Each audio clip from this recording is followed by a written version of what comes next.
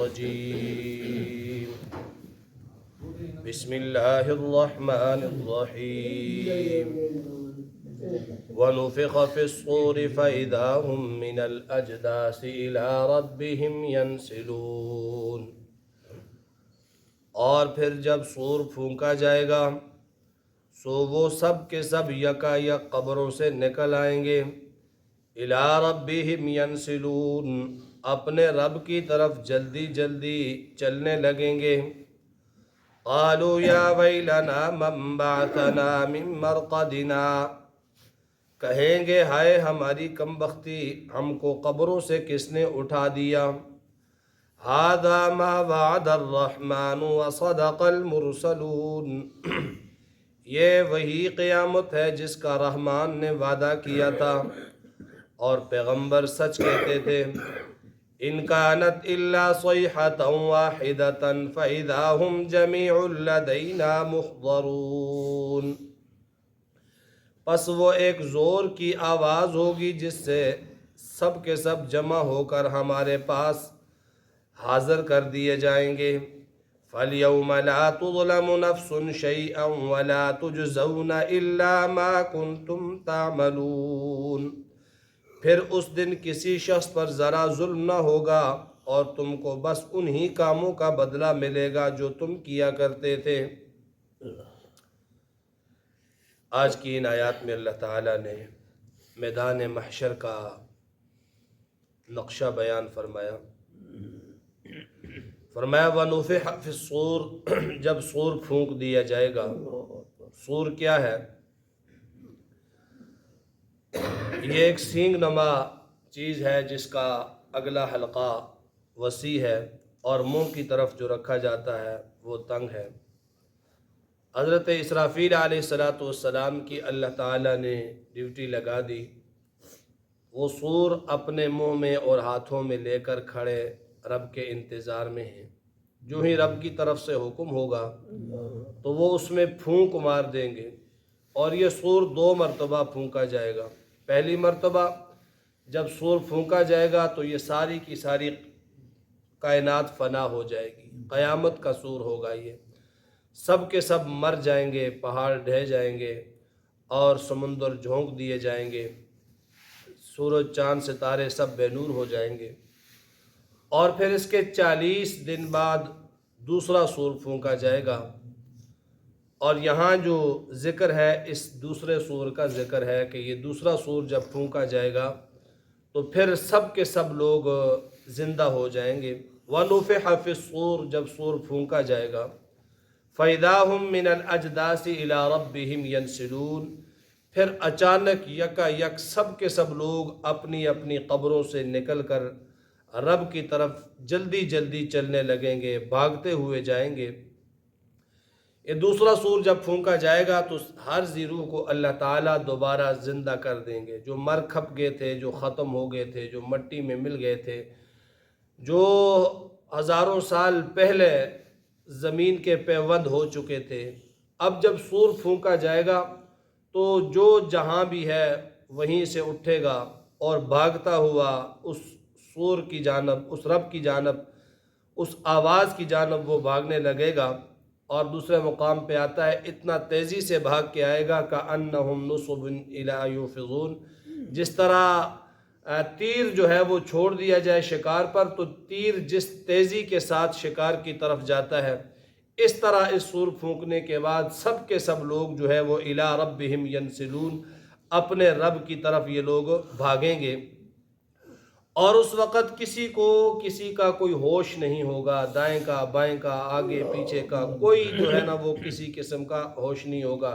لِكُلِّ امْرِئٍ مِّنْهُمْ يَوْمَئِذٍ شَأْنٌ يُغْنِيهِ، ہر آدمی پر ایک خاص کیفیت، ایک خاص حالت سوار ہوگی، بس وہ اپنی ہی سوچ رہا ہوگا اور کسی کی اسے پرواہ نہ ہوگی۔ يَوْمَ يَفِرُّ الْمَرْءُ مِنْ أَخِيهِ وَأُمِّهِ وَأَبِيهِ وَصَاحِبَتِهِ وَبَنِيهِ، جس دن بھاگے گا آدمی من اخیہ و امی، بھائی سے، ماں سے، بیٹی سے، رشتہ داروں سے، بیوی سے، دوستوں سے، سب سے تعلق توڑ کر بھاگ جائے گا، اور جو ہے وہ کسی کی طرف ذرا بھی اس کی پرواہ نہیں ہوگی۔ اور جب میدان میں اکٹھے ہوں گے قالو یا ویلنا من بعثنا من مرقدنا، کہیں گے ہائے ہماری کم بختی، ہائے ہماری ہلاکت، ہائے ہماری تباہی، من بعثنا من مرقدنا، کس نے اٹھا دیا ہمیں اپنی لیٹنے کی جگہ سے، اپنی قبروں سے۔ مرقد قبر کو کہتے ہیں، اصل میں آرام کی جگہ کو مرقد کہا جاتا ہے، تو اس لیے اس لفظ کو قبر پر بھی بولا جاتا ہے۔ تو کس نے اٹھا دیا ہمیں ہماری قبروں سے؟ اور یہ سارے کے سارے پریشان ہو کر وہاں پر کھڑے ہوں گے۔ تو گویا پہلے جو یہ قبر میں تھے ان کے اندر روح نہیں تھی، اور جو ہے وہ دائیں بائیں کسی چیز کی انہیں خبر علم کچھ بھی نہیں تھا۔ برزخی زندگی ان کی شروع تھی، اور برزخی زندگی میں بھی انسان ثواب یا عقاب، اس کا بدلہ جو ہے وہ اسے ملتا رہتا ہے، کچھ محسوس کرتا رہتا ہے۔ لیکن جب ہی یہ مردے قبروں سے اٹھیں گے تو آگے کی پریشانی بہت بڑی ہوگی، اس لیے پچھلی پریشانی کو وہ بھول جائیں گے۔ تو وہ کہیں گے کہ ہائے کاش ہمیں کس نے، ہائے ہماری کمبختی، ہمیں کس نے ہماری قبروں سے اٹھا دیا۔ ھذا ما وعد الرحمن، اللہ کی طرف سے اشارہ ہوگا، یہ وعدہ تھا رحمان کا جو تم سے کیا تھا کہ تمہیں مرنے کے بعد دوبارہ زندہ ہونا ہے، رب کے روبرو حاضر ہونا ہے، تم سب نے ایک دن اٹھ کے اللہ کے سامنے آنا ہے، یہ وہی وعدہ ہے۔ وصدق المرسلون، اور ہمارے بھیجے ہوئے پیغمبر جو تمہیں آخرت سے ڈراتے تھے وہ سچ کہتے تھے، یہ سچ ثابت ہو گیا۔ ان کانت الا صیحۃ واحدۃ، یہ ایک زوردار آواز ہوگی، ایک چیخ نما آواز ہوگی۔ فَإِذَا هُمْ جَمِيعٌ لَدَيْنَا مُحْضَرُونَ، سب کے سب لوگ ہمارے سامنے حاضر ہوں گے، ہمارے پاس حاضر ہوں گے، کوئی وہاں پر چھپ نہیں سکے گا، دائیں بائیں نہیں ہو سکے گا۔